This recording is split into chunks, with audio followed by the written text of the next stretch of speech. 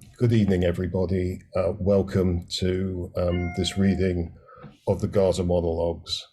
My name is Michael Walling. I'm the Artistic Director of Border Crossings, and we're hosting this evening's event, which of course was created by Ashtar Theatre in Ramallah. It's part of an international day of solidarity with the people of Palestine, and Ashtar Theatre have asked theatre companies, theatre makers all over the world to take part in this and have had a genuinely global response, which has been very, very pleasing.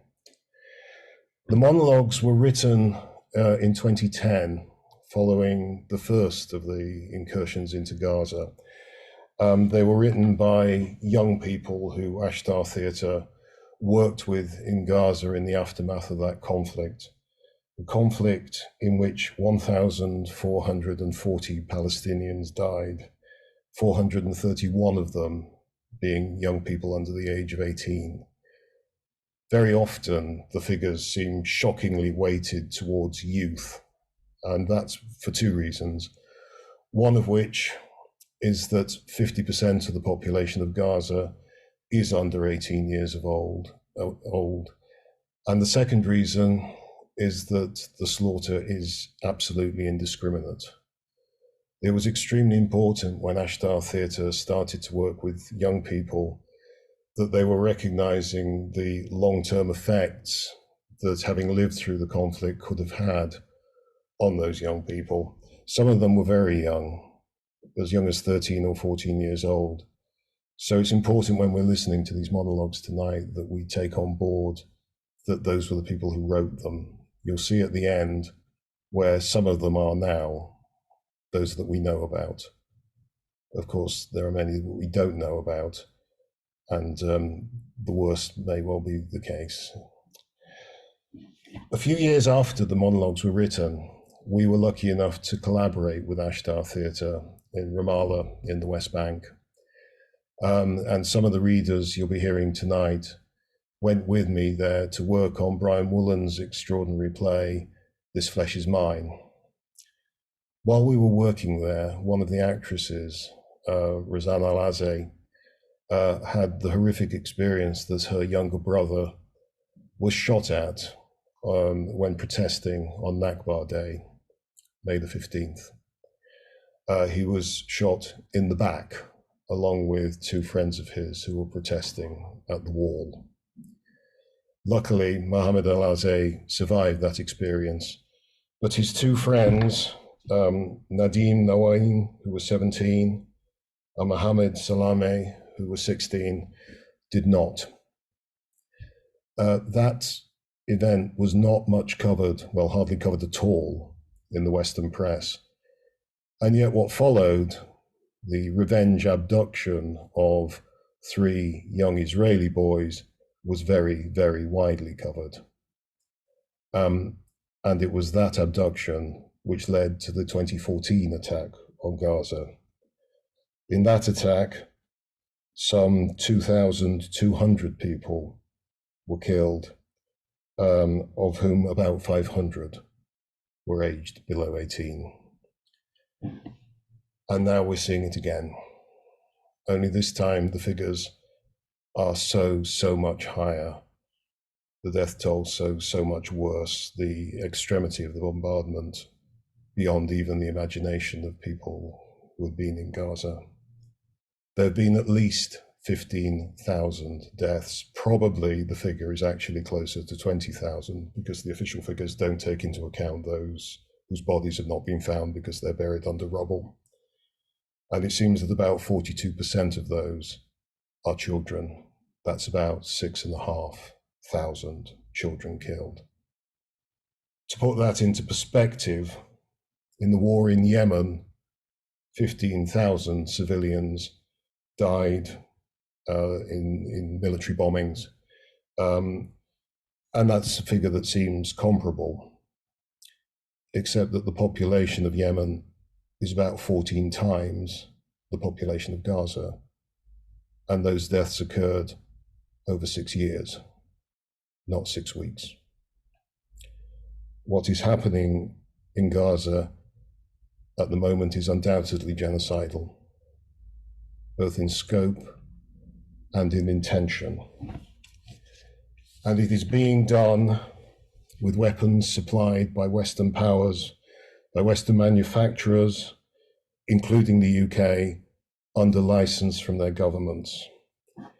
It's being done with the explicit support of those governments who persist in representing this genocide as if it was just self-defense. This is shameful, all the more so because it purports to be done in our name. We cannot acquiesce in genocide. And so, with this reading tonight, we join in the International Day of Solidarity with the people of Gaza, and we call upon that small minority who lead rich and powerful countries to recognize the humanity that these monologues express and to use their power to bring this slaughter to an end. And I'm now going to share with you a message that's come to us directly from the Executive Director of Ashtar Theatre, Iman Aoun. Hello, old and new friends of Ashtar Theatre and Palestine. I would like to thank you all for being with us on this call. I am Iman Aoun, co-founder of Ashtar Theatre, creator of the Gaza Monologues. When we did the Gaza Monologues back in 2010, we thought that that would be the first and last war on our people in Gaza. But alas, it did not work out. Therefore, there was another war, and another, and another, and it continued on and on and on for the last 17 years. At the moment, with all that you have seen in the media and all that you have done in your countries, in your cities, still nothing on the ground is being changed. We, as a small company in Palestine, we're trying to keep the voice of the people of Palestine and of the people of Gaza heard. And therefore, we are calling upon you that these monologues, they do not only go into your hearts and minds, but that these monologues will become a paveway for a real change, a real pressure on your governments to take action that will bring justice and long-lasting solution for a sovereign state for Palestine, that the world will all agree to have and will all recognize the state of Palestine. Because through peace and with peace, we can all live as regular people. Thank you. Thank you for being with us on this call, and we are all together to save our humanity. Before the war, I used to feel that Gaza was my second mother. Its ground was the warm chest I could lay on, and its sky was my dreams, without limits. The sea would wash away my worries. But today I feel it's an exile. I stopped feeling it's the city of my dreams. In the war, the main electricity pole was hit by a huge rocket. All my uncles were at home with us, and the electricity went out. But there was another line working near to the house. I went to our neighbor and asked him for an extension so we could connect to the second line. And once we were connected and our house was lit, he came to take the extension back. We had a huge fight. In war, everyone thinks about themselves.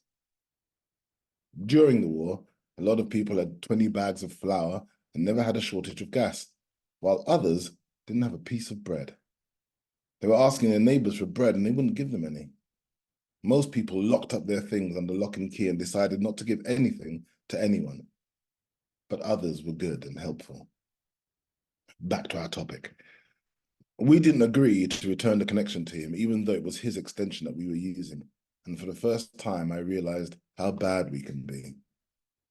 We were punished on the spot.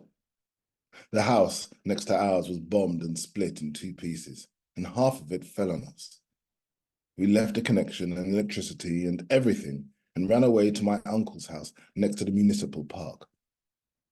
My uncle's house is close to a government building. And in the evening, people started saying that building would be bombed. And if it was bombed, my uncle's house might disappear from existence. We sat there not knowing what to do or where to go. My dad kept reassuring us, "Don't worry, don't be scared, nothing will happen." We stayed like that till midnight. We kept hearing rockets and explosions, and my dad kept saying, "Don't worry and don't be scared." But suddenly he said to me, "Follow me, we're going back home."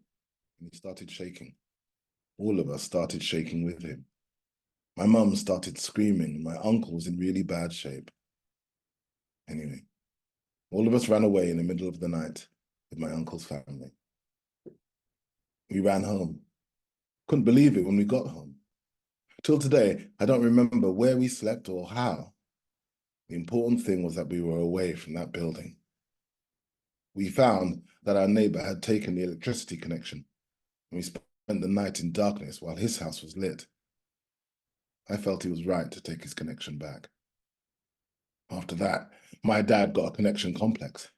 He bought 3 electric cables and 6 gas bottles and 2 electric pans, 20 neon lights, 20 packs of candles, 6 packs of cans, 10 packs of wires, 6 flashlights, and 2 boxes of batteries. We're living in war, and we have to be careful till things get better. I got a complex worse than all the others. It's as though I was generous before the war, or maybe I didn't know the value of things, because I couldn't believe that there would be a day when I wouldn't find a drink of water or a piece of bread. But after the war, I became super careful with everything and anything. I started barely sweetening my tea, and if I broke a loaf of bread, I wasn't allowed to finish it. I lost my appetite for food, and I became really economical. My dad says, "Ahmed always has his pocket money."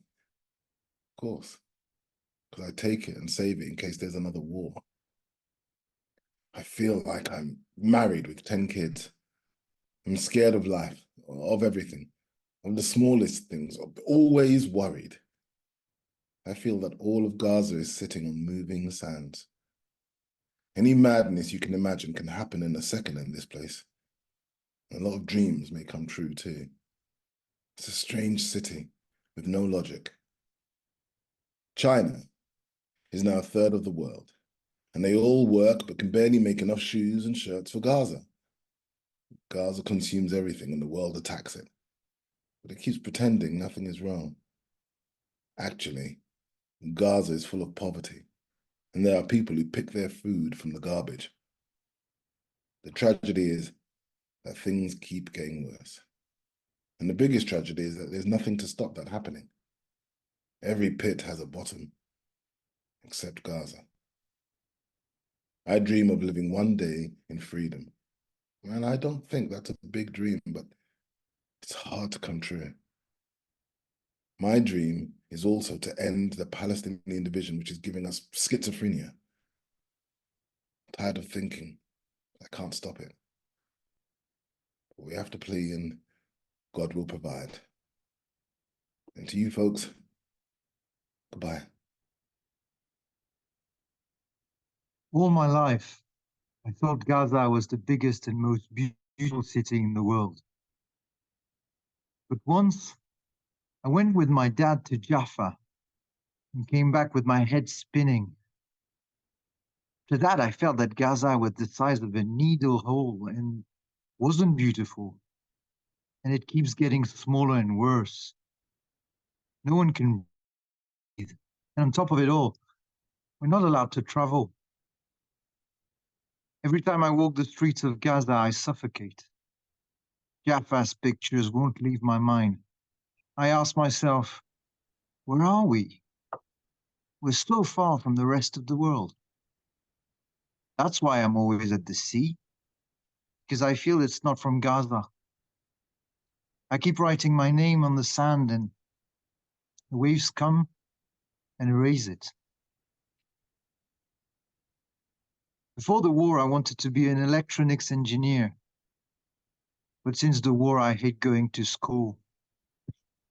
I feel I won't be anything important in my life. And even if I will, so what? It's all the same in this city. Am I going to be the prettiest flower on a garbage heap? When the bombing began, all the schools in Gaza went home, except us. The principal wouldn't let us leave. The kids freaked out, and in a second they went out in the schoolyard. The weird thing is that I'm in the Zaytoune school, the one near the Ministry of Passports, which got hit first. With the first hit, a piece of a rocket flew onto the biggest tree in the school and sliced it in two like a sugarcane. As soon as we saw that no one stayed in school, students, teachers, or the principal, we fled for our lives. I thought the only martyr that I would see in the war is the tree. But as soon as I got home, there were 4 martyrs in our streets, as though waiting for me to say goodbye to them. When I was done with that, 3 more martyrs from the same family in our street arrived. As soon as we buried them and returned, our neighbor's house, 2 houses down the street, was bombed by the army, and their house was wiped off the ground. Everyone died. I felt most sad for the little girls. I felt the war was targeting me alone, out of all the people in Gaza. All day, I've been seeing martyrs. In the Shifa hospital, I saw a sight that I will never forget. Hundreds of corpses, one on top of the other. Their flesh, their blood, and their bones all melting on each other. You wouldn't know the woman from the man or even the child. Piles of flesh on the beds, and lots of people screaming and crying, not knowing where their kids are, their men, their women. That night I came home from hospital and was awake till morning from fear. I thought that it would only be that night that I couldn't sleep, but till today I see them in front of me and I can't sleep. All the neighborhood kids loved him. He was calmer than a breeze. He would take his pocket money from my father and give it to him. Everyone loved him. His friends came, and he went with them to school. They went out running like butterflies, flying off the ground, like the world was created for them. The Israeli planes were in the air. The sound of the helicopter was like a monster waiting to pounce on its prey. A car of wanted men was driving along Yarmouk Street, and the butterflies were near the car. The butterflies didn't know that this car would be the fire that would burn them. A rocket fell on the car. My brother, Tarek, flew 5 meters off the ground. He flew higher than the car. They came down walking. Nothing was the matter with him. The ambulance came and took the corpses. People told him to get into the ambulance, but he told them, nothing is the matter with me. And he kept going to school. 100 meters later, he put his hand on his heart and fell down a martyr. I was in the street waiting for the school bus, and my sister told me to go see what's going on. I did, but I didn't see Tarek, and I went on to school. While I was in class, my uncles came and told me, "You will take 3 days off school."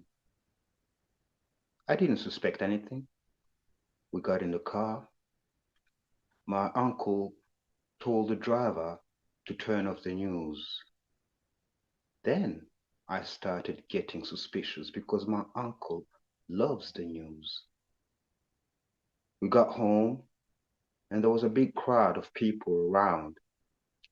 Before I went down, I saw my father sitting on the chair crying. It was the first time I saw my father cry, and he was holding the picture of my brother, Tarek.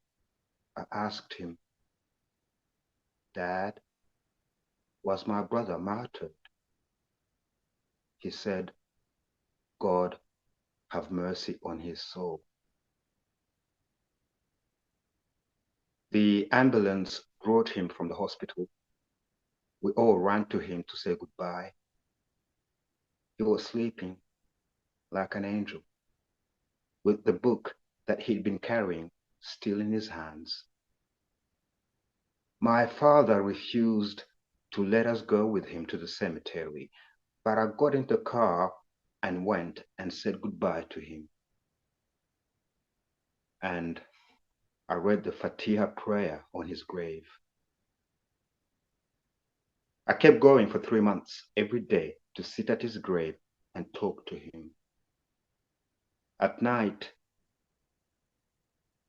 I stare at his picture in the room with the hero martyr Tarek written on it. Since my brother was martyred, I got used to sleeping in the bed alone. We used to sleep one on top of the other, legs on top of heads. Sometimes it felt like all our limbs were jumbled together. But today, I have a bed by myself. I'll never forget my brother. I feel like running in the streets till my headscarf flies in the sky and I fly after it. Sometimes I feel like being totally crazy, but I can't. It's the first time I say things like this. Maybe they're not the kind of things I say, or maybe they're the things that I can't express, or I'm scared to express. Why do my parents treat me like this? I look at the girls my age, how they're living their lives, and I envy them. I wish I could be like them in their confidence and freedom. I wish a ship would carry me to a distant island and throw me on its shore, far away from the world, from everything, especially the war. Speaking of the war, all the war was one pile and Mum was the other. I'll never understand why my mum kept describing things to me that I'd already seen. She and I were standing on the balcony. They bombed our neighbour's house, and one of the neighbours died. We saw how the house was destroyed and how the corpse flew onto the street, and you can imagine what happened to the family after that. Did it end? No, it didn't. Mum started telling me about how our neighbour's house was bombed and how our neighbour flew from the house like she was talking to someone who hadn't even been standing with her. And on it went. Stories from Mum all through the war, and I was the only listener. We'd be sitting watching TV, and they would say there was bombing or destruction in some place. The report would be 15 minutes long, but Mum's repeated report would be 2 hours. She'd talk about the report like I hadn't been with her. I started to doubt myself. Had I been sitting with her or not? I swear I was there. I was really there. I was sitting next to her.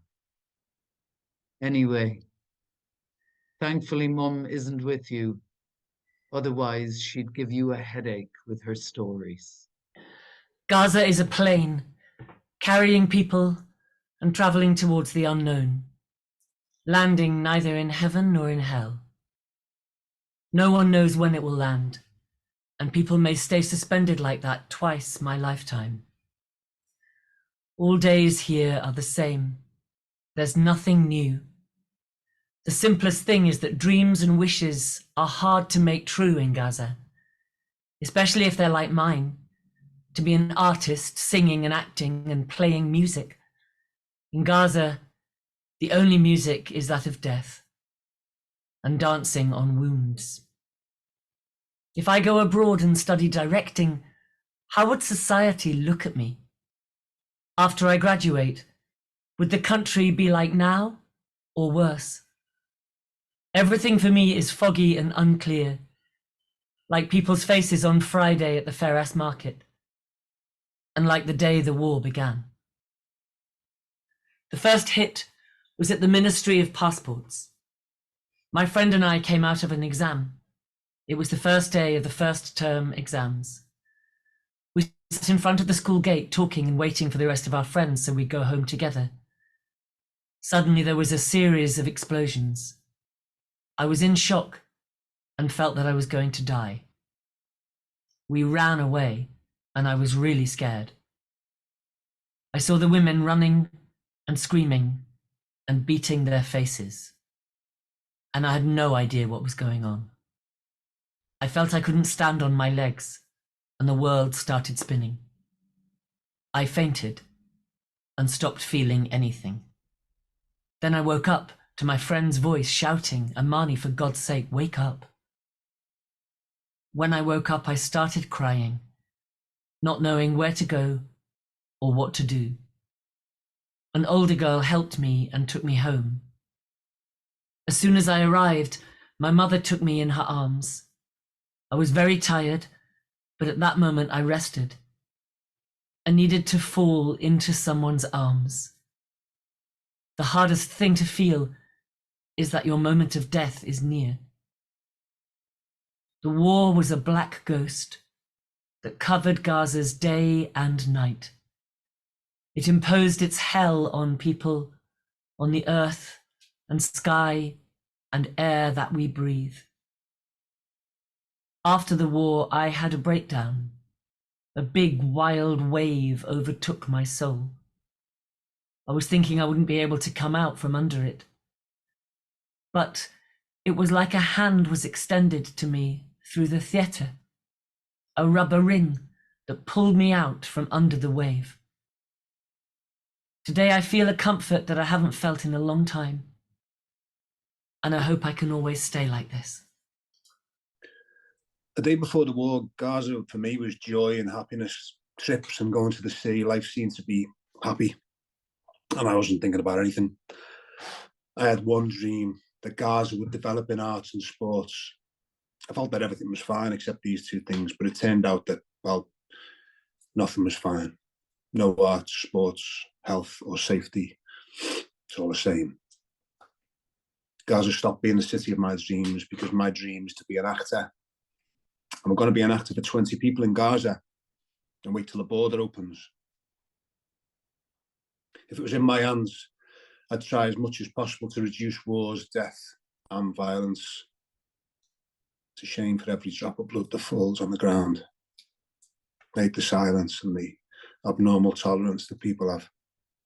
I wish all Gaza would wake up tomorrow and walk the streets shouting loudly, "Enough." And the war started, we were just playing footy and the atmosphere was strange, the sky was red. Suddenly we heard the sound of a plane. I'd never heard a sound like that. We were all scared and lay on the ground waiting for death. And after that sound of a loud explosion meters away from us, we started looking in each other's eyes and faces and silently saying goodbye. Turned out the bombing wasn't meant for us. It was targeting a car wanted for men on the road above. But we kept on lying down waiting for the second rocket, and all I could think about was me two older brothers who were with me. I was more afraid for them than anyone else, and I think they felt the same way. I carried my sports shorts and ran away from the field. As I ran, I stepped on a piece of shrapnel, took it out of my leg and went out onto the street. And I saw them. There were 3 martyrs. And you couldn't make out the features. The first one's legs were on fire and he was looking at me and I was looking at him. Among everyone there, he was warning me about something and I didn't understand, but it was just, I knew he was warning me about a car coming fast towards us. Then I knew the real meaning of death. And instead of being 3 martyrs, there could have been 4. I was shocked at the scene and I stood there watching. When I woke up after passing out, I just ran home. The war came and went and we're still living it. The victims are always poor people who've nothing to do with anything. Even when there's an earthquake or a flood or anything in any country, the victims are always the poor people, as though there's a universal conspiracy against them. After the war, everyone started lying to everyone else. Lies, cheating, dishonesty, deceitfulness. For positions and interest, the leaders and powerful people commit slaughters and crimes without batting an eyelid or feeling any guilt. Poor people get poorer and sick ones get sicker. I've lost trust in all the mottos. The biggest speech from the biggest leader is bullshit. All speeches in the world don't warm up a cold person or someone who's sleeping in a tent after the war. This crisis is the whole world. The crisis is that the whole world is watching us as though there's nothing going on. And they're still making speeches. Since I was a small kid, I've dreamt of being a famous football player. I believed I would fulfill my dreams.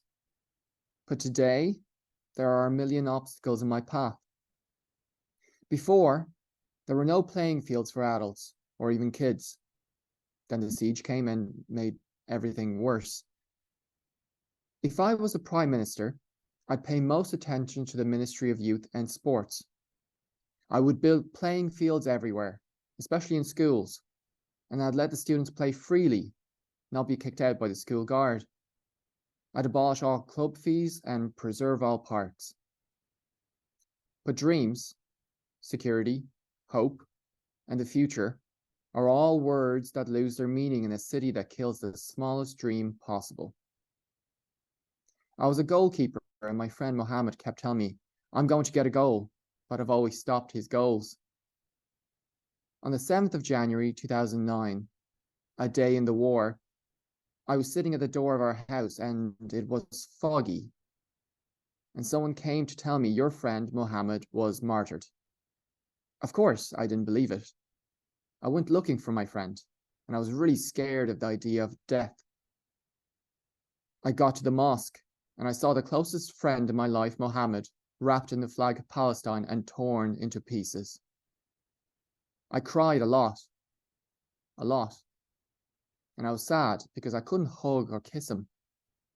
And I started holding him. We took him to the cemetery and buried him. And I kept sitting there, telling him I loved him. And I was really upset because he left me alone in this world.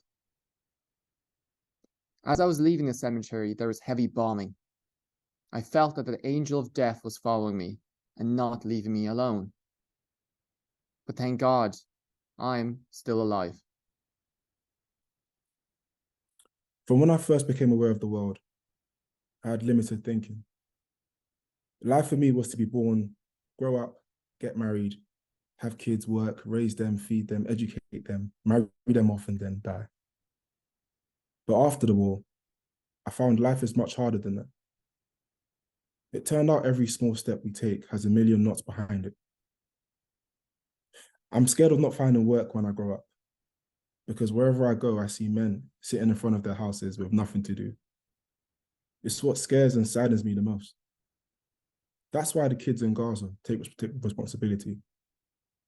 They were denied their childhood since birth. My mother used to always say, Ahab is one of the best of my kids. It's because I was always at home, never had any problems. When the war started, my father locked us up at home because of how scared he was for us. 2 hours later, I got bored. I went out to walk outside our house. But this time, the walk was different. I was afraid to walk near the cars in case they were bombed. And all the time, I just kept looking up at the sky in case a plane would come and bomb me without me knowing. I was terrified, even though the Saftawi district didn't see a lot of activity. I went back home running as though something terrifying had happened. And I stayed at home until the war was over. After the war, my life changed a lot. My relationship with people and the neighbors improved. I became known to the men of the neighborhood and started playing checkers with the old people. I started spending all my time outside the house. I couldn't stay inside for a minute. And my mother stopped saying Ahab is the best of my kids. I discovered that I didn't exist before the war. But after the war, here I am. God protect me in the city, breathing its air, singing, dancing, and crying with it. And life is rolling onwards. Gaza is a matchbox, and we're the matches inside it. When the war started on Gaza, all the media was focused on us. Al Jazeera, Al Arabiya, and all the satellite channels were focused on Gaza. And the occupation wouldn't leave us alone. The whole world became busy with Gaza and what's happening in it. Suddenly Al Jazeera wrote, breaking news, death of Muhammad al-Hindi. And it wasn't normal. Because that Muhammad, he's my uncle, my mother's brother. It was the first time I see the screaming move from live broadcast on TV to the house. Screaming and yelling and tears. All of it mixed up together, and it moved from our house to the street, and my mum fainted. A while later, the phone rang. It was my second uncle calling to tell us that Muhammad was martyred. He didn't know that the whole world knew the news. This television is awful. Before a person is shot as chest, the television has already broadcast the news. But these days, all the channels are sitting idle, praying to God to send another war on Gaza, so they have work. Anyway, we all started crying bitterly for my uncle and remembering him and talking about him. We kept talking about him for a long time. Then it started getting less because death became normal in Gaza. After the war, I stopped caring whether I live or die. After what we saw in the war, I don't care about anything. Because I think each day I live is the biggest bonus. And all the life I live after the war is extra. Because I could have died at any second. You know, I'm sick of the city, even though I love it. And I'm sick of the people too. Sometimes I feel that I know the 1.5 million who are in Gaza. There's nothing new. The same days repeated every day. I feel like traveling, like changing scene and faces. As soon as I wake up every morning, I see the electricity pole in my face. I wish I'd wake up one day and not find it there. Each day, Abu Ibrahim stands at the door of the supermarket, and Abed, the bean seller, is selling his beans, and Abu El Abed is sitting at the door of his house, afraid that his house would run away. Ibrahim is standing with Hussan. I know the taxi drivers, one by one. I know who takes you to the city and who goes to the beach. It's soul-draining. The only hour that's different in my life is the one when I come to theatre practice. Without the theatre, I would have gone crazy. When I grow up, I want to be a big actor. I've loved acting since I was a kid. But any institution that I used to go to when I was a kid threw me out a few days later. But this time, it's different. Macaroni, mujadara, noodles and cans of all shapes and colours. Made in Morocco, China, Sri Lanka, Pakistan, Somalia, and the date of expiry doesn't matter. In the war, all the streets were filled with empty cans. A lot of kids wounded their legs on the empty cans. The occupation was leading a war on us in the earth and sky, and we had declared a vicious war on food.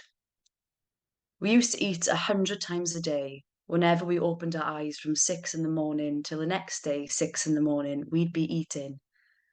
I thought only our house was like that, but when I asked, they all told me all Gaza went crazy for food. I thought the state of war and the scenes of martyrs and destruction would affect people's appetite for food. But it seems that the state of fear, horror, and worry makes people more hungry and they eat more. It could also be that the whole family was at our place, especially the girls. They competed on who could make tastier food. And my poor father couldn't keep up, carrying bags of food of all shapes and colours. The food we ate in 20 days of war was enough for a year. And the problem was, every time I said I don't want to eat, I ate more. When I grow up, I want to be a journalist or a lawyer or a prime minister. A journalist so I could photograph the beauty and simplicity in Gaza because I love it. I love its salt, sand and air, and I can't imagine living anywhere else. A lawyer so I could defend all the deprived and mistreated people in this city because I don't like seeing anyone suffer in it. And I wish I could be the Prime Minister so I could force law and order on the city because that's where the solution begins. Relax, girls, don't be scared. This is just the sound of aimless shooting. That's what our teacher said as soon as the bombing started. After a while, her mobile phone rang and she spoke a few words only. 120 martyrs. She smashed her mobile onto the floor and told us, "Go home, all of you." As soon as we went out into the yard, we saw our parents, some of them in pajamas, some of them in their undershirts, and some barefoot. We were very scared. My two sisters and I kept waiting for Dad, but he was really late. So we decided to go home by ourselves, even though it's a long way. On the way, I saw something for the very first time. A martyr being carried on a coffin, wrapped in the flag of Palestine, with banners around him and people crying. But the weird thing is that the funeral barely had 30 people in it. Funerals of martyrs usually have thousands. Then I felt there was some really big catastrophe going on in the country. I got scared for Dad. I didn't want him to come and get us because I was scared he'd be hit by a rocket. I was also scared of dying, and I didn't want to die now because it would be a catastrophe if I died and no one came to my funeral. I started running home and people were running around us like it was doomsday. No one knew where they were going because the sound of rockets didn't stop. Every few seconds a rocket would fall and shake the ground. I felt that the streets were not the same streets, nor the people the same people. Strange sights, sounds, and smells. After the war, a lot of things changed inside me. I started hating going to the bathroom. From the second I go in, I can't wait to come running out because all the time in the war, I was afraid they'd hit a rocket on our house when I'm in the bathroom. In there, one would be in a great focus and you know the rest. I also started hating the morning line at school. When the war started, I was in the line. That's why today I feel that the minutes in the line are hours of fear and worry. All school for me is in one pile and the line is in another. I started having terrifying dreams. All night I have a conflict within myself between desire to sleep and fear of nightmares. Sleep became a monster hiding behind my eyelids. I stay like that till morning. I don't know when I slept and when I woke up. I want to become an actress, and this is a hard dream to fulfill in Gaza, especially for girls. I tell myself it's a shame for people in Gaza to be deprived of my talent because I could become an important actress. But if they don't want me, to hell with them. I'll go to any country and act there. Gazans are deprived of everything anyway. It doesn't stop at theatre. Sometimes I think people in Gaza can barely find food. How are they going to go to the theatre? You know? I wish I could live in a civil, democratic society with peace and 20 cinemas and keep watching movies and flying in my imagination and dreaming. When I was young, I used to feel that I was the happiest child in the world. But the more I grow and my mind grows, the more my worry grows, because I start to understand things that I did not. I started to know the meaning of a deprived child. The thing that upsets me and makes me cry the most are children's tears. All children in the world, regardless of their nationality, religion, or colour. When I grow up, I want to be a paediatrician. And that's the hope that gives me a big push in life. Even though I'm fed up, bored and sad, because Gaza doesn't have life anymore. Yesterday, I was sitting in school and I heard the sound of planes. I got really scared. I wanted to run away from school. I felt I was going to die because I remembered the war. The scenes of war won't leave my mind. On the third day of the war, my family was sitting together, talking about what was happening in the war, and my grandmother was reassuring us so we wouldn't be scared. We were actually calmed, even though the sound of rockets didn't stop. But my grandmother's warm voice was calming us. The phone rang. The lines never caught in the war, so when we heard the sound of the phone, we were happy. Hello? Yes? This is the Israeli Defense Army. You have 5 minutes to clear the house. It's for your own benefit. We have warned you. I couldn't stand on my legs anymore. Everyone in the house started yelling. My grandmother was the first one to run away. It was the first time I'd seen her going so fast. My dad held me and my sisters and told us not to be scared. He was pulling me to leave, but I was going to die if I didn't take my teddy bear with me. I felt that I would betray him if I left him under the bombing. I escaped from Dad's hands and ran to my bear, took him in my arms and left. We all got away from the house and sat down to wait for the 5 minutes. They were the longest 5 minutes in history. They became 10. We felt like they were years that passed. I was in a whirlwind. Thoughts and dreams were thrashing about in my head and the world was spinning. I felt that the dream of being a doctor was very, very far away. I held the bear and remembered myself when I was small, how I was always laughing. I want to go back to being small and stay small. I don't want to grow up. But the only thing that comforted me was the love of people who didn't leave us for one moment. Gaza is full of love. I was 9 years old when we returned from the Emirates. It was the first time I visited Gaza. The car was moving along the street and I was looking out from the window. I didn't like anything in the city. When we stood at a traffic light, a lot of kids came to the car begging, selling gum and biscuits. Then I hated myself and wanted to go back to the Emirates. Since then, I've lived in Gaza and will not leave it, even if they give me a choice between it and Paris, because I discovered that the love inside it is enough for the whole world, and that places are in their people, not in their buildings or views. Mum always talked to me about Gaza when we were in the Emirates. I liked it before I saw it, but once I lived in it, I liked it more.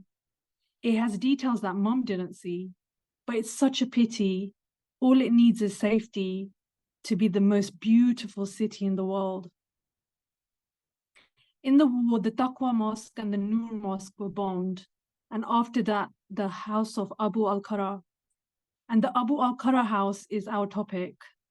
They're our neighbors, and the Israeli secret services threatened them with bombing. People told us to live on the bottom floor, it's safer. So when they bomb the Abu al-Qara house, it won't hit us. We went down to the first floor and waited for the army to bomb Abu al-Qara's house. But they bombed the Nur Mosque instead. All its windows, doors, and stones flew on us while we were in the apartment. I was very injured. All the doors fell on my head. Of course, there was screaming and the house was in a total mess. The next day, we had a family meeting and decided to go back to the upper flat, and we did. We moved to the top floor, but this time they hit the Taqwa Mosque. All the glass and stones flew on us in the top floor, so we decided to go down to the bottom floor because it's safer. And we sat and waited for the army to bomb the Abu al-Qara house. And that night, they really did. They threw the first rocket, then the second, but it didn't explode. And if they threw another rocket and hit the one which didn't explode, the whole neighborhood would have been wiped out. And people would have said, here was Abu al-Qara's neighborhood. The hour that I hate most in the day is 12 noon. Every time the exams start, I feel that the war will start again. I can't answer any of the exam questions, and thoughts keep floating around in my head till I'm sick of them. I ask myself, is what's happening to me normal, or am I sick? People say the Sea of Gaza washes all pains, but my pain is bigger than the sea. Because the last time I was at the sea, I was with my friend. We swam, played, and had fun, but now I can't go to the sea anymore. The Talatini street is near the petrol station, and petrol was dear to people and expensive. It was a big deal to have a litre of petrol. There was a war going on, and people were afraid to buy anything. My dad sent me to buy petrol. After I bought it, I went to the house of my friend Zaki, who lives near the station. I was missing him a lot and hadn't seen him for more than 10 days. I got to his house and I was in a hurry because my dad wanted me to return quickly with the petrol. I went inside their house without knocking on the door. His mum considers me like her son, and me too. I said hello to her, to my friend. I hugged him and kissed him, said hello to his brothers, and quickly left. When there were 20 meters between me and their house, I heard the loud sound of a plane, and after that the sound of a rocket falling on my friend's house. People started screaming that the house was bombed. I couldn't believe it. I looked back at my friend's house and saw fire and smoke coming out of it. I'd never seen anything like that. I went back running to our house. When I got there, my dad told me, your friend died. No, he didn't. Everyone started telling me, your friend Zaki died, and I didn't believe them. That's why I didn't go to the funeral or the hospital or the cemetery, because Zaki did not die. I always talk to him at night. Well, not exactly to him, to his photo. I'm very upset with him because he doesn't come visit me, and I also stopped visiting him at home. I'm sure he's not dead, and for sure there will come a day when we meet, and then I'll blame him because I miss him so much. I have another friend living in Russia. He always tells me about Russia and the freedom and safety that he lives in. I feel that I'm not living. I start wishing that I would dive in the sea and keep diving and diving till I come out and find myself in Russia. What I love most in Gaza is people's kindness and simplicity. And what I hate most is the political party fanaticism. Sometimes I feel that there's a contradiction between all this love and kindness that people have and this evil that controls the surface. If it was in my hands, I'd solve the problem of the Palestinian division tomorrow. In the war, they assassinated a big Hamas leader. All the media in the world covered the incident, but the whole world was in one valley and we were in the other. Because Modi and Saluma, my young brothers and dad, had gone to our land that's next to the Hamas leader. We called them 1,000 times, and as usual, the Gerrard mobile lines wouldn't go through, which stressed us out even more. Mum started pacing the balcony like a small bird from whom they've taken her children. She imagined that the balcony would somehow rescue Modi and Saluma and Dad. I was really stressed. I started crying and I went down to my aunt. My aunt started soothing me. She lied to me and told me that she had called them and spoken to them. I knew that she had not talked to them, but she was holding me and crying. And I was crying too. When I went up to our house, I saw that Mum was still pacing the balcony. I forgot to tell you that Modi and Saluma are 5 and 7 years old. They used to sleep in my arms and my soul was connected to them. I felt at the time that my soul was going to escape and I would die. And honestly, only then I felt that there was a war on Gaza, because I was busy with the computer all the time. And that day was the first time I lived the war. An hour later, there was knocking on the door of our house, and Dad came back with Modi and Saluma. As much as I loved them, this was the first time I felt how much they were really dear to me, how much I couldn't bear to be parted from them. I put them on my lap and kissed them like it was the first time I'd held them. And Mum stopped pacing the balcony, and it was the first time I felt that she loved Dad like this. After the war, I started thinking, why are we like that? Out of the whole world. They took our land and threw us out of our homes.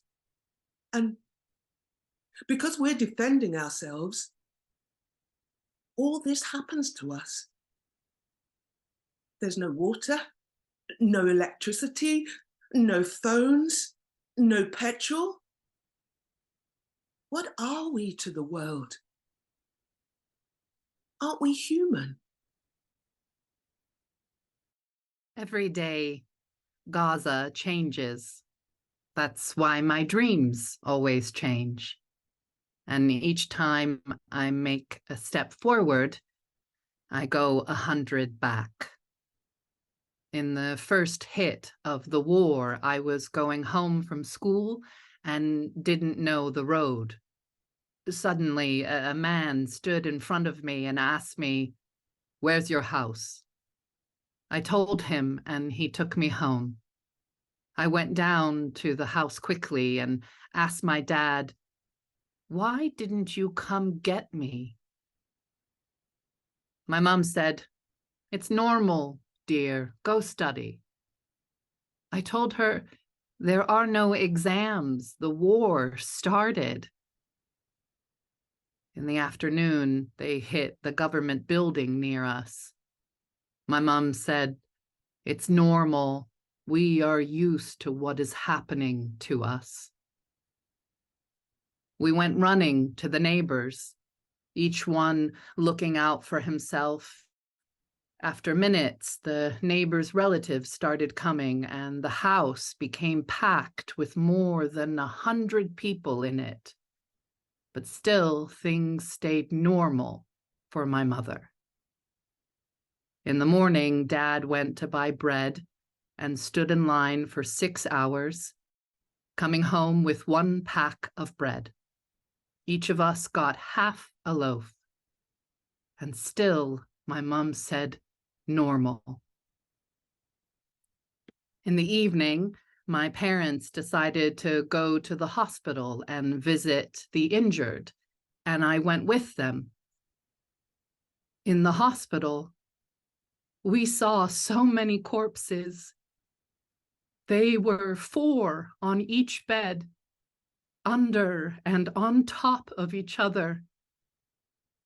Only then, my mother said, "This is not normal." The war isn't over. The war is big, and my fear is to grow up with it. I'm always scared of a new war. If a balloon bursts, I'm scared. If a car hits a strong brake, I jump 20 meters. And if a small kid yells, I start yelling with him. I stay up all night, waiting for a new dawn. But each morning that comes does not differ from the one that passed. The thing I love most in Gaza is that it's not like the other countries. Other countries have lots of problems: famine, siege, division, occupation, bombing, destruction, and death. But we have none of these issues. That's why I love Gaza a lot, especially that the sewage and the streets are clean and people love one another. Prices are cheap. Everyone is happy. And the fish are healthy and do not swim in sewage. And that I definitely will not die of hunger, poverty, or a heart attack that half my relatives died from because of so much happiness. I want to tell you a big secret that I'm holding in my chest and hesitating to say since I started speaking.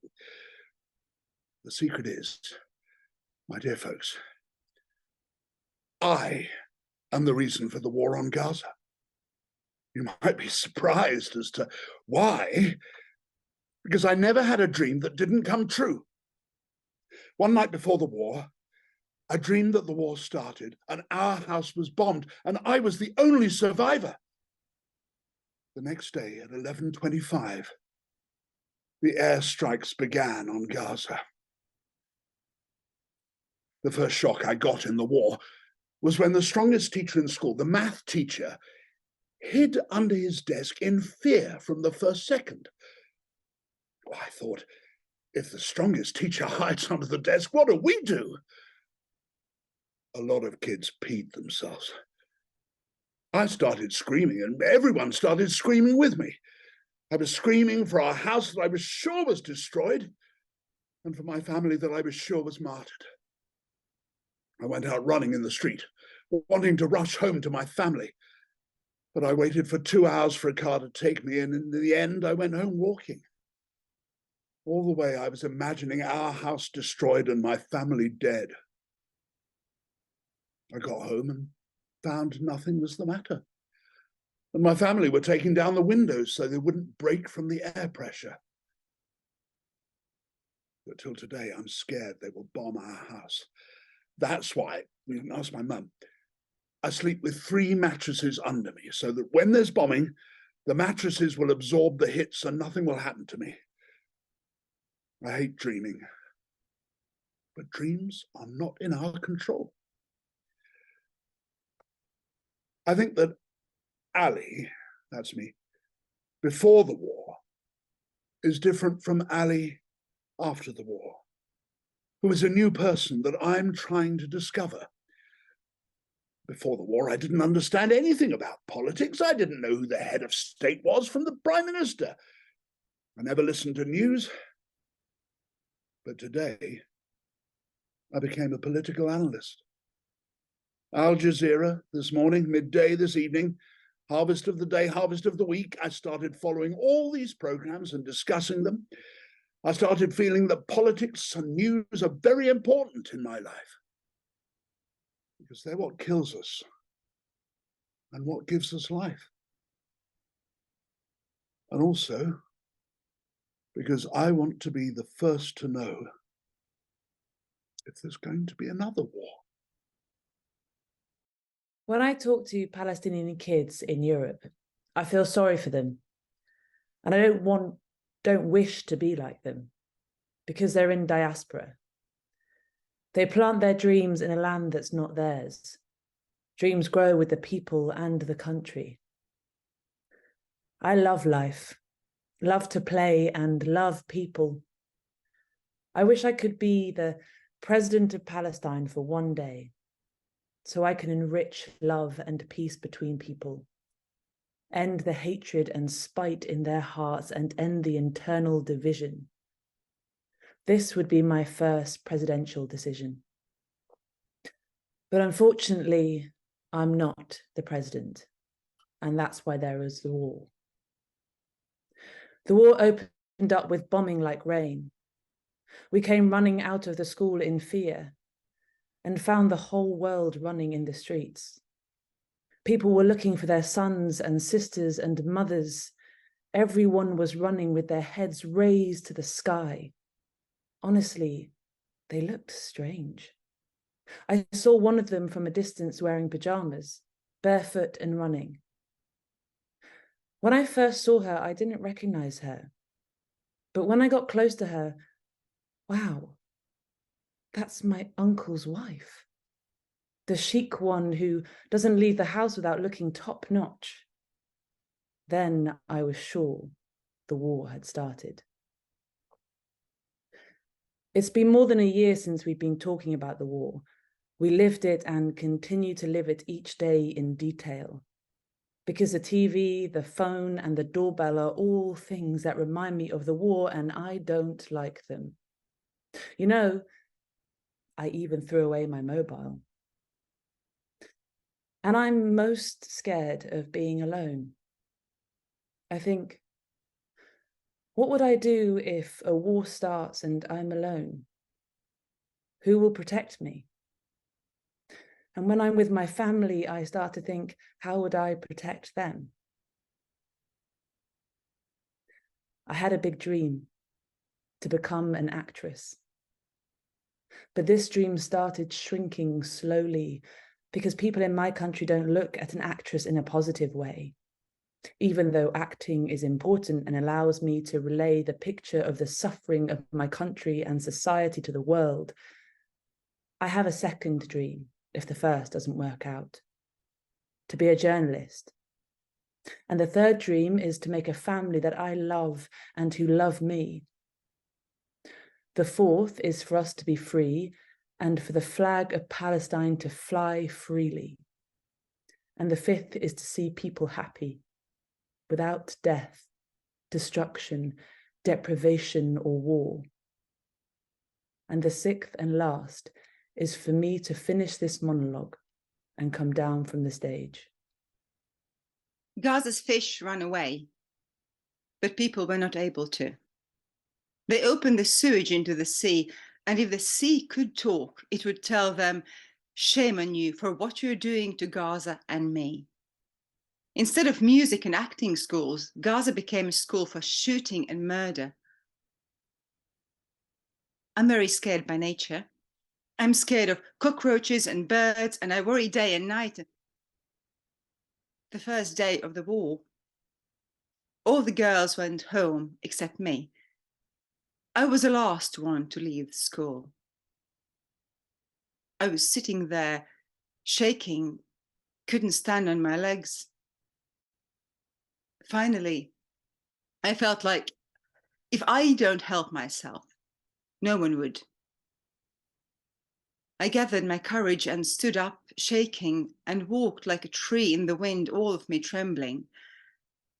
People were walking near me, but no one felt me. The sound of rockets got louder, and the horror in my heart grew deeper. Usually, the distance from my school to my house is half an hour, but that day I got home in 15 minutes because of the fear. It was the time I was the most scared in my life. Every second I thought I would die. It was the first time I feel this terrible loneliness, even though the streets were full of people. I got home and stood at the window. A rocket fell near our house and I flew off the ground and landed on my back. For the whole war, I couldn't stand at the windows. I started sleeping in an inner room that doesn't have a single window. I think I'm still scared till today, but I pretend not to be. Gaza, the warm arms and the fire of hell. Horror, fear, death, and destruction. But this time our area was safe. Every time the occupation attacks, they hit us first. But it looks like this time they got bored of our area and wanted to make some change. So we got lucky. I used to spend the whole day sitting on a chair, watching people running away from their houses towards the borders, carrying their belongings. Sons and daughters and going west. Some of them are carrying their kids on their shoulders, their mothers on their backs. Where they were going, you don't know, till all of Gaza got squeezed into one area. Then the distance became tighter, and they started running away from the mosque, and it got tighter and tighter till they got to our house. I said to my father, "What? Is it our turn now? But where are we going to go?" My dad insisted that we stay at home and said, "A person who leaves his house loses his dignity." I said to myself, "Kid, stay put. You're not better than others, and whatever happens, happens." All day, I would busy myself with food, and sometimes we'd go fill water with my cousins from the pipes in the street. It was about 1,000 meters away from the house.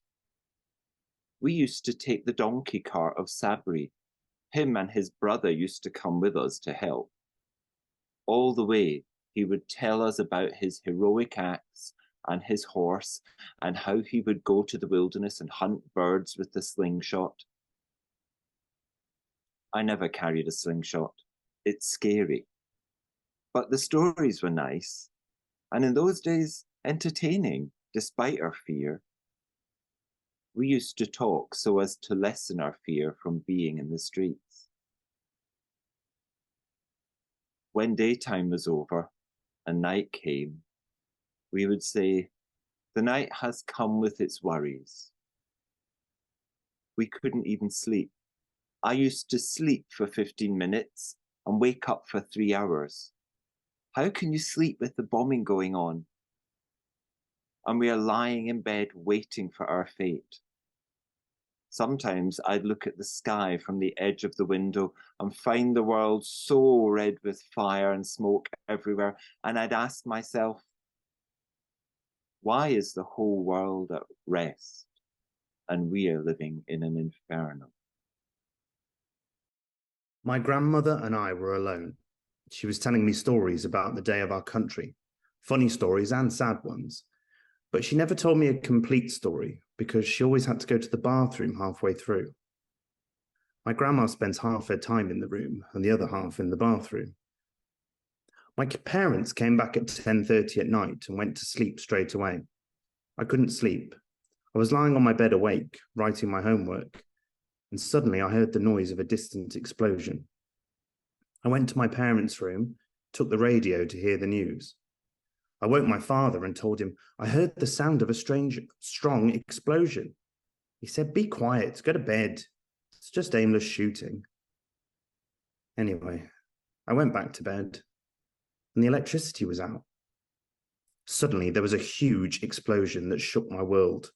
I pulled my blanket and covered my face and something fell on me. I raised the blanket off me with all my strength, and it was the frame of the window that had fallen on me. The blanket was full of glass, and our entire house was full of black smoke. It was the day they hit the workers' union, right next to our house. But that's not the point. The point is the stupid things that happened, which I can't find an explanation for. First, the world was on fire, and we all felt we would die, but my grandmother was looking for her false teeth. She was afraid that when she died, people would find out she had no teeth, like they don't already know. Second, the house was full of smoke, but my father lit a cigarette and smoked, as if we needed more smoke. Third, my uncle called to make sure we were okay, and my father told him that we're all fine, thank God, but that all the windows of the house were broken, except one. My uncle told him to break it, and he did. And I don't know why I'm telling this story. All I know is that we're living in a cage, a prison, like an encaged bird who wants to come out, but he's besieged.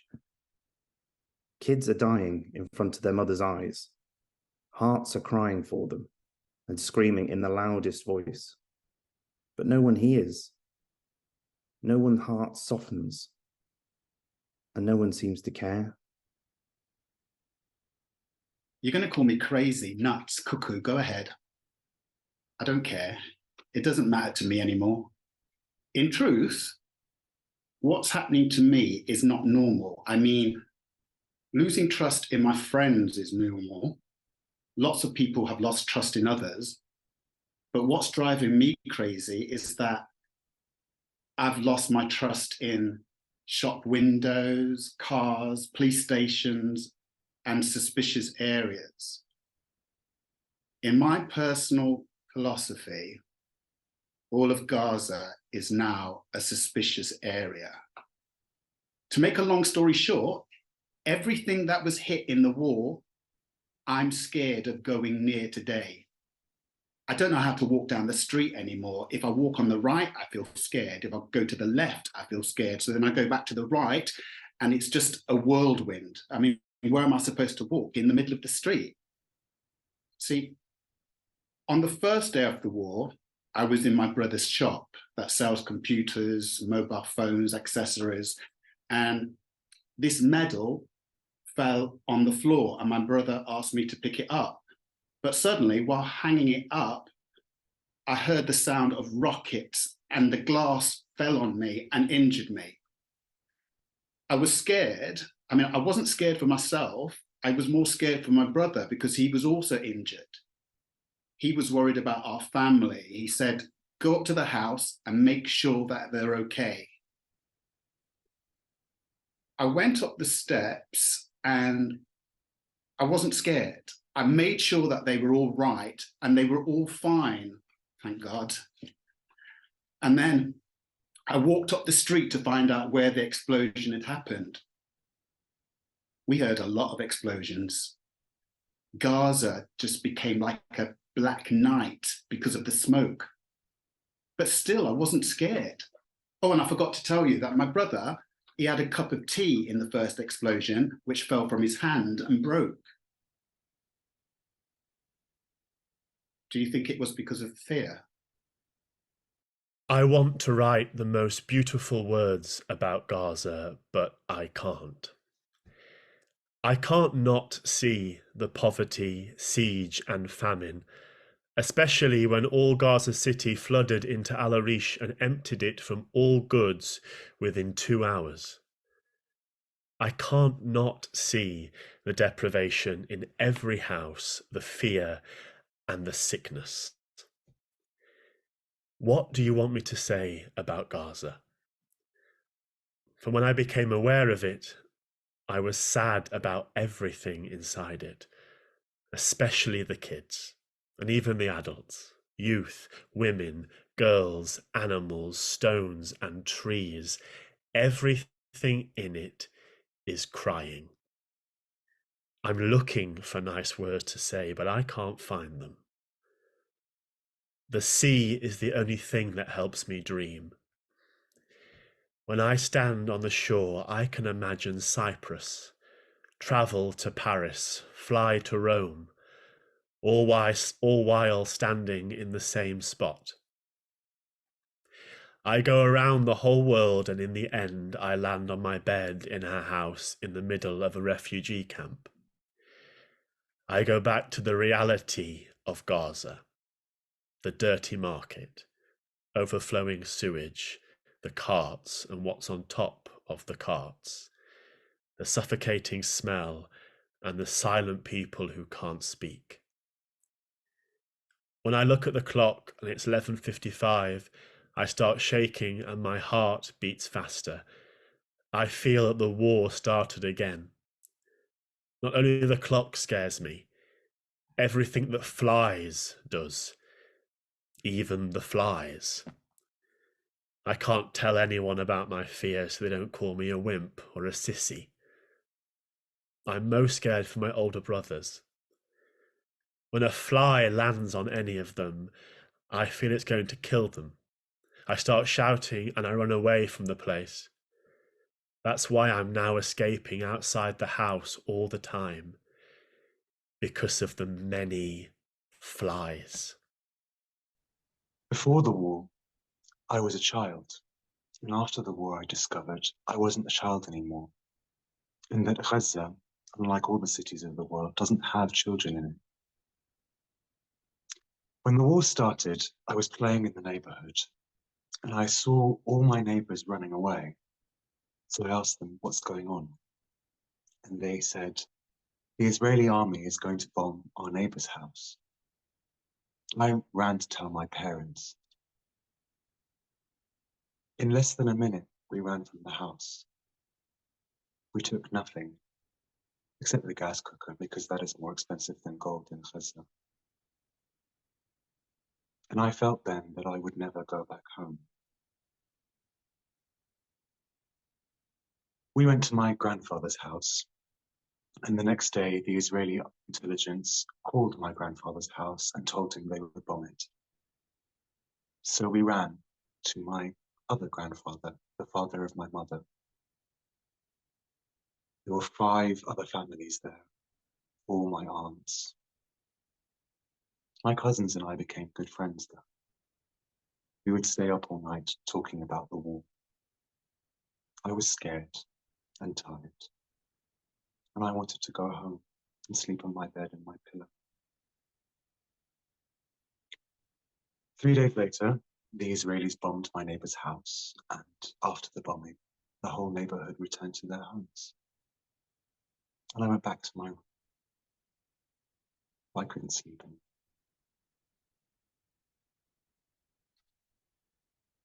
I've wanted to travel for a long time.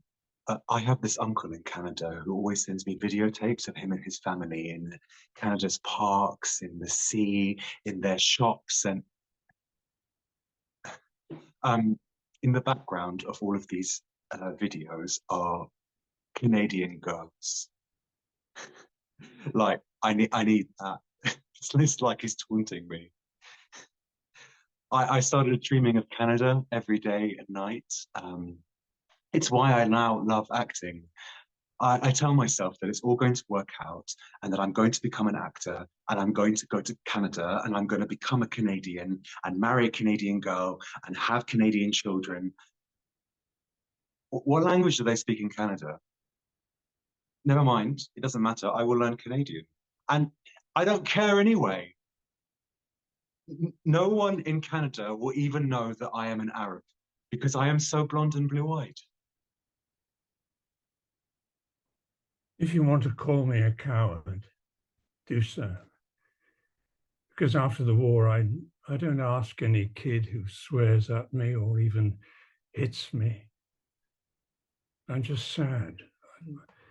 I leave him and walk away. Before the war, I wasn't like that. The flying bird would avoid me. Why did this happen to me? Because, well, honestly, after I saw so many kids dying in the war, I started to feel that all of us are going to die. It's just a bit delayed.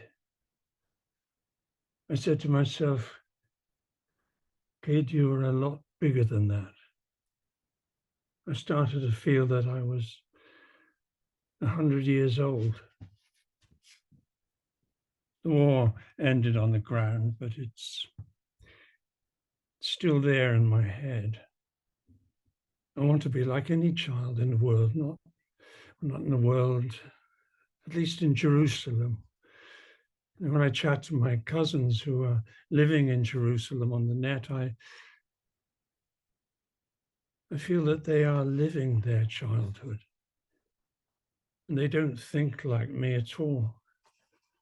I'm scared to tell them what I'm thinking, so they don't think I'm weird. I pretend to be listening to them and I lie to them. They didn't live what we lived in the war. Then my family and that of my uncle and grandfather all went to live at my uncle Anand's place because it was far away from the war and it was a safe area. So we thought. The next day, there was bombing on the street next to my uncle's house and the wall behind the house collapsed.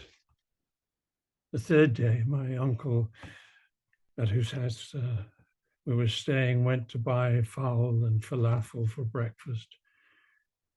When he returned, he parked the car at the door of the house, and before he got out of the car, a rocket fell on him.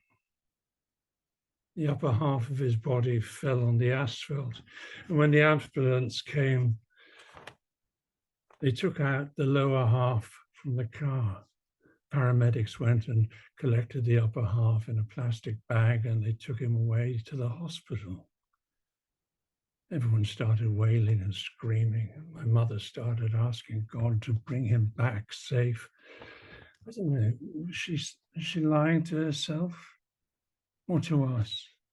Of course, my uncle didn't come back, and he won't come back safe. For the first time, the streets of Gaza were clean. There wasn't a paper or a cardboard. People were collecting the paper from the streets to use it for baking because the electricity was disconnected. My mum didn't want to bake and she asked me to bring bread from the oven. The queue at the oven stretched from Gaza to the West Bank. People would line up for 8 hours to get their turn and take half a pack of bread. In seconds, a Palestinian rocket launcher was erected in the area, and in less than 1 second, the Israeli planes started bombing it. People began running in all directions and the ambulances came. People started falling dead, others were injured. I was in shock, and people in the streets started telling me, "Thank God you're safe." Anyway, I went back home without the loaf of bread. And my mum yelled at me. But till today, she doesn't know why I didn't bring the bread. When I was 5 years old, we went to Tiberias one day. It was a very beautiful city, like a paradise. As we were going home on the bus, someone called the driver and told him not to take the Jerusalem road because Sharon had entered the Al-Aqsa Mosque. Only then I realized that Tiberias is not ours. I'm in the Rimal school near the Ministry of Passports, which was first hit by the war. All the ministry flew into the school. All the girls started crying except me. I was laughing. Until today, I don't know why I was laughing. When I went home and turned the TV on, I saw all the buildings around our school destroyed, with corpses lying next to each other. I saw our school, but I didn't see myself on TV, and I thanked God. I hope there won't come a day when I'm on TV, because we don't get anything from it except death. After the war, I started knowing what people are thinking even before they speak, and feeling from the look in their eyes what they want. I also started knowing things that I or someone of my age should not know. I became braver and started knowing how to speak properly, and my trust in people grew. Turns out the war had benefits. Would anyone believe that? After the war, I am stronger and going to the future with more confident steps. What I love most in Gaza is Barcelona Park. I used to go there 3 times a week.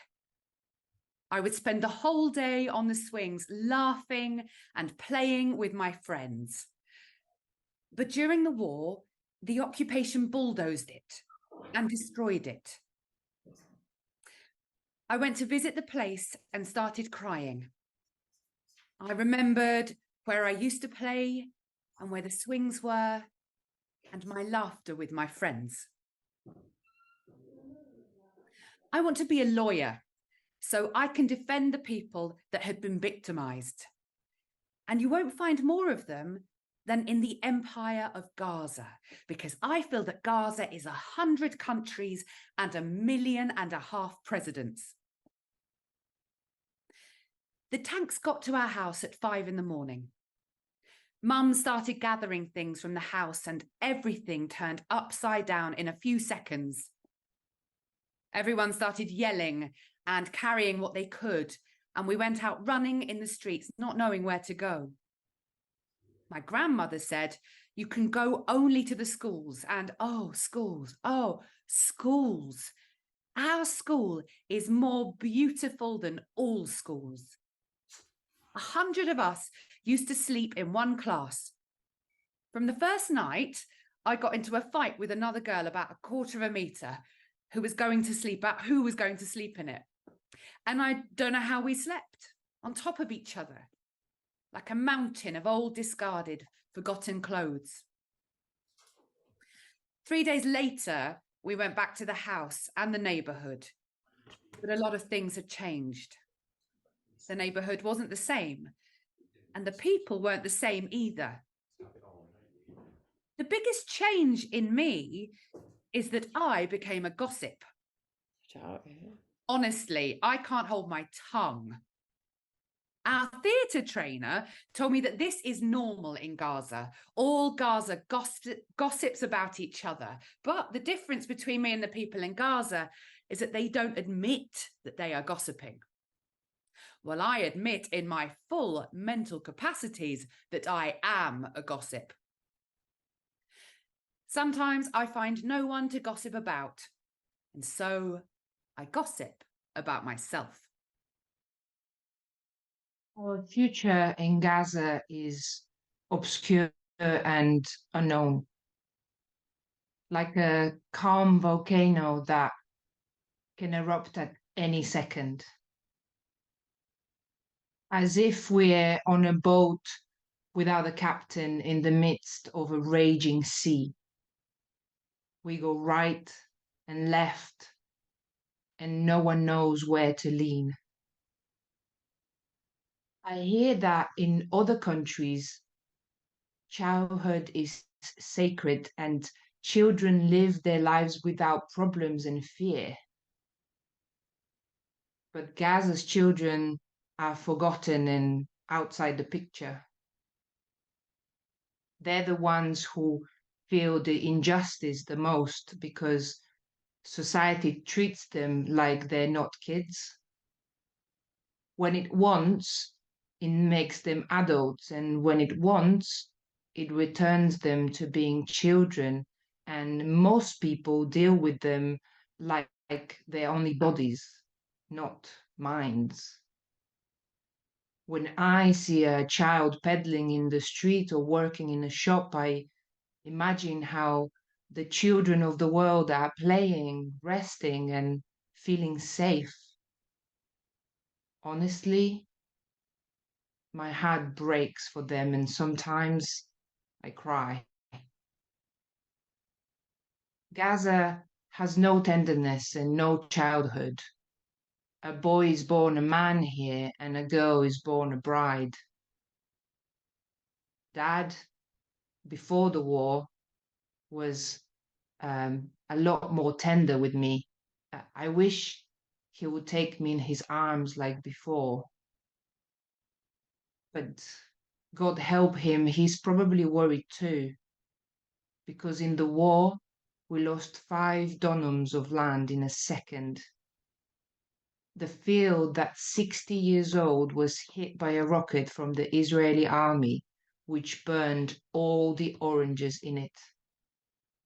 My father, my brother, and myself could have also died by that rocket because we were so close to the window. If Dad hadn't thrown me on the ground, all the shrapnel would have hit me. After the war, I visited Rafah crossing and saw the flags of Palestine and Egypt next to each other, yet separated by a wire. I felt the difference between the 2 flags, and that this wire is the border of this big prison that we live in. I felt how stupid and unjust is the world, and I felt like breaking all borders and ending all differences between races and religions so that everyone in the world will be brothers. My dream became to live in a safe country, even in a small village, in a distant island at the end of the world. I want to be a specialist in the science of metaphysics. What's behind nature? You know why? Because I think that Gaza itself is behind nature. And I got so much from my presence here in Gaza that I'd like to transfer my skill to others. The Sajaya camp is always the centre of events. Each time the occupation wants to invade Gaza, they pass by our house. When the war began, people left their houses thinking that the Sajaya would be hit. It's normal in this case to leave our house. Everyone was calling my dad to convince him to leave the house. My brothers from Algeria, my uncles from the States, my uncles from Ankara. The whole world was begging my dad and he wouldn't budge, refusing to leave the Sajaya. 3 days with my mum having packed the house stuff, and we were in suspended travel mode. We want to go to my sister's house because it's safer there. After we were exhausted from talking, Dad agreed and said, "You go and I'll follow." How can we leave him? My mum was smart. She left the bread at home, and you know how dear bread was in the war.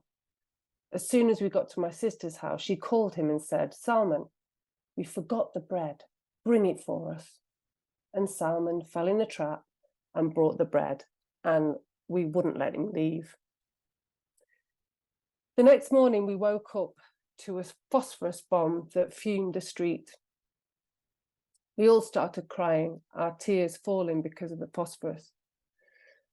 The bomb was easier on us than Dad's taunting. He said, "I told you, let's stay at home. It's better for us. There's no place like home," and on it went. What added fuel to the fire is that the mosque and house next to my sister's house were destroyed in the bombing. And you can imagine what my dad did to us. He wanted to take us back home immediately. No sooner had he finished his words than we were told that the house next to ours in Sajaya was bombed and the front of our house ripped off. Then, for the first time, all of us looked at Dad. We stayed at my sister's place. It became clear to us that wherever we were in Gaza, in the war, we were not safe. After the war, I started to always dress in very clean and tidy way, so that if I die, I would die a nice death. It would be the biggest problem if I was hit by a rocket, because I'd become 100 pieces, and I'd like to die in one piece. Wow. Gaza and Gaza's dreams. Our dream has to become to die a good death, not to live a good life. When the war started, my mum, my brothers and sisters and I were in Russia, which made me always worried about Dad. We wanted to leave Russia and return to Gaza among our family, to live the events with them. As soon as the war ended and the crossings opened, we returned to Gaza. And from that day until today, we've been hearing stories of the war. I couldn't sleep in Russia because of my worry about Dad. Before the war, when the mobile used to ring, it'd be from Gaza. We'd be happy and race to answer it. But in the war, every time the mobile phone rang from Gaza, any number, whether we knew it or not, we'd say, "Dear God," and we'd start looking at each other to see who would answer. After the war, a lot of things changed in me. I started seeing things differently. I began to like the city. Life became more beautiful, and so did I. My friends changed, and I made older and more mature ones. I became very outspoken and brave in front of Dad, and I could face anyone. Carl and I became friends, and lots of times we'd stay up at night and talk about everything. In the future, if I grow up, and in Gaza, it's an achievement to grow up, because death is standing at your doorstep. I want to be a children's caretaker and defend the rights, because I feel that children of Palestine are born as old people. A kid can be 6 years old and yet supporting a family.